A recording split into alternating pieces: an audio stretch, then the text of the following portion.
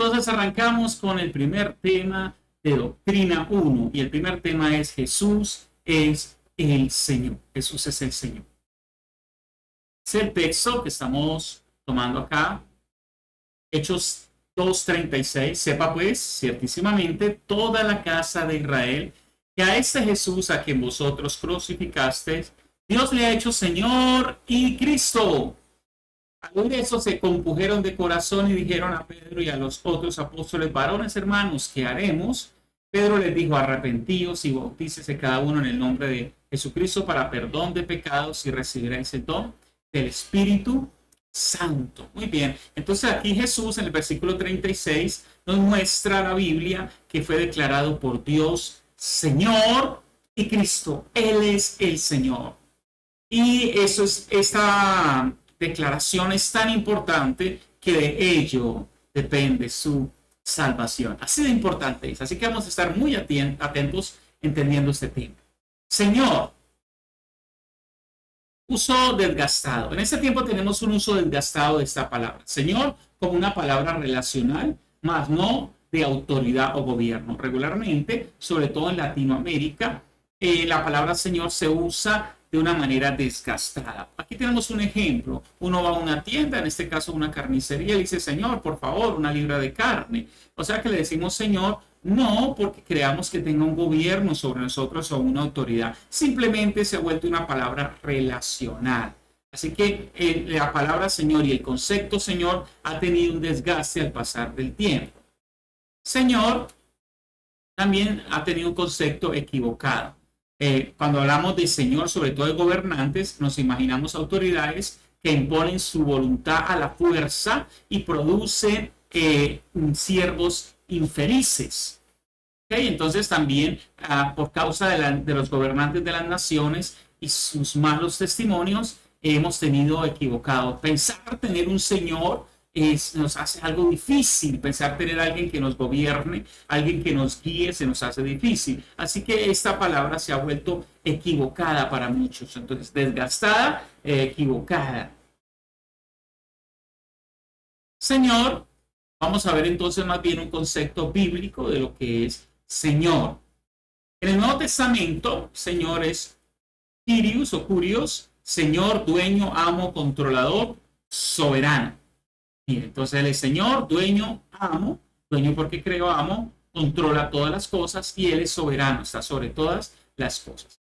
¿Sí? Al referirse a Dios como el Señor, no un Señor, él es el Señor, o sea, está sobre todas las cosas, no es un Señor más, es el Señor. Se refiere al que creó todo, por lo tanto es dueño. Al crear todo lo visible y lo invisible se hace dueño y amo de todas las cosas.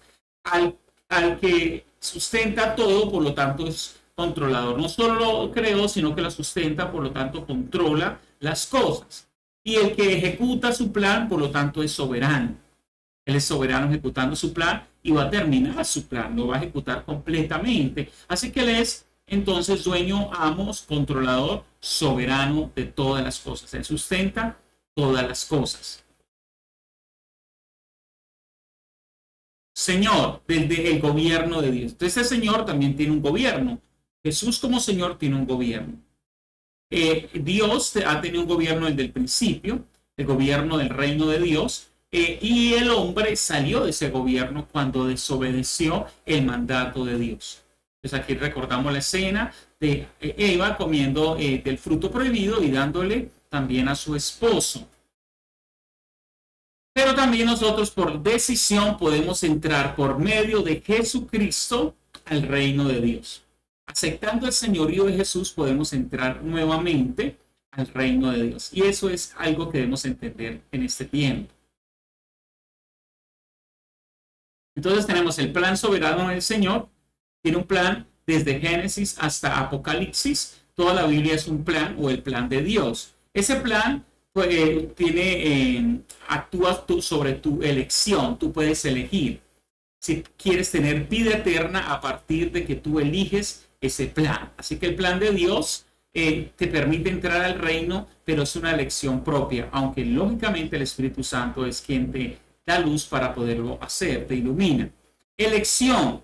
antes de la caída. El hombre tenía elección aún antes de la caída. Génesis 3:6. Y vio la mujer que el árbol era bueno para comer y que era agradable a los ojos y árbol codiciable que para alcanzar la sabiduría. Y tomó de su fruto y comió y dio también a su marido, el cual comió así como ella. Nótese, vio y tomó, y dio y comió. ¿Sí?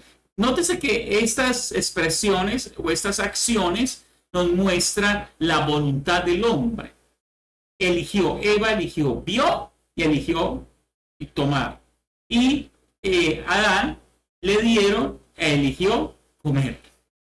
Entonces, elegir hace parte de la voluntad del hombre, de la libertad del ser humano. Elección después de la caída. Entonces, hubo elección antes de la caída, pero algunos afirman que no hay elección después de la caída. Pero nótese que aún después de la caída, Génesis 4:7, el hombre podía elegir. Mira estas palabras que Dios le dice a Caín. Si bien hicieres, no serás enaltecido. Y si no hicieres bien, el pecado está a la puerta. O sea, está allí tocando, está allí esperando. Con todo esto a ti será tu deseo y tú te enseñorearás de él. ¡Wow!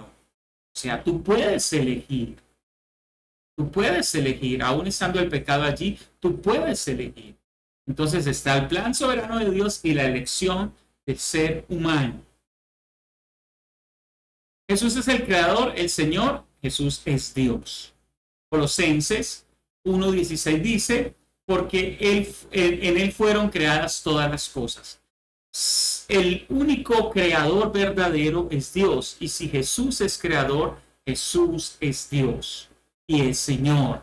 Jesús sustenta la creación. El Señor es Dios. Dice Hebreos 1:3. Vamos a leer lo que está en amarillo. Quien sustenta todas las cosas. Entonces Jesús creó, Jesús sustenta. Por eso en el primer capítulo de Génesis, uno nota que bueno, los dos primeros capítulos, uno nota que está la creación macro en el primer capítulo, la creación micro en el segundo capítulo, y Dios dice, hagamos, habla en plural, hagamos, hablando de un Dios expresado en Padre, Hijo y Espíritu Santo. Entonces allí estaba Jesús como creador. El Padre declara que Jesús es Señor, lo leímos, Dios le ha hecho Señor y Cristo. Su señorío se acepta con el arrepentimiento. De esa manera aceptamos el señorío de Cristo. Dice, al oír esto se compungeron de corazón, fueron redargüidos en su corazón y dijeron a Pedro y a los otros apóstoles, varones hermanos, ¿qué haremos? ¿Y qué le dijo Pedro? Arrepiéntase y bautícese. Así que ese es un gran mensaje para aquel que quiere hacer de Jesús el Señor. Tiene que tener convicción de su pecado, de tal modo que su corazón esté redargüido, compungido, y allí pueda arrepentirse de verdad y pueda bautizarse.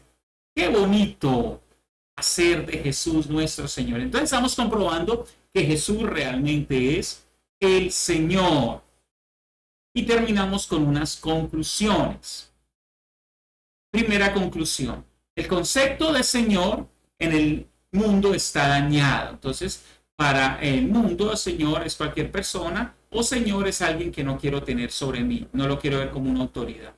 Jesús no es un mal Señor, es el mejor Señor. A pesar que Él pudiera imponernos su voluntad, nos da libertad de elegir que Él sea nuestro Señor o que no lo sea.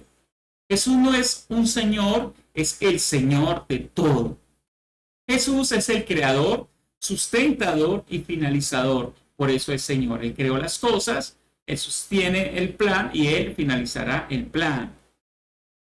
Al declarar a Jesús Señor, lo declaramos Dios, porque está sobre todas las cosas y gobierna todas las cosas. Y la última conclusión, el señorío de Jesús se acepta arrepintiéndonos de vivir para otros señores y aceptando vivir bajo su señorío. Y este es nuestro primer tema.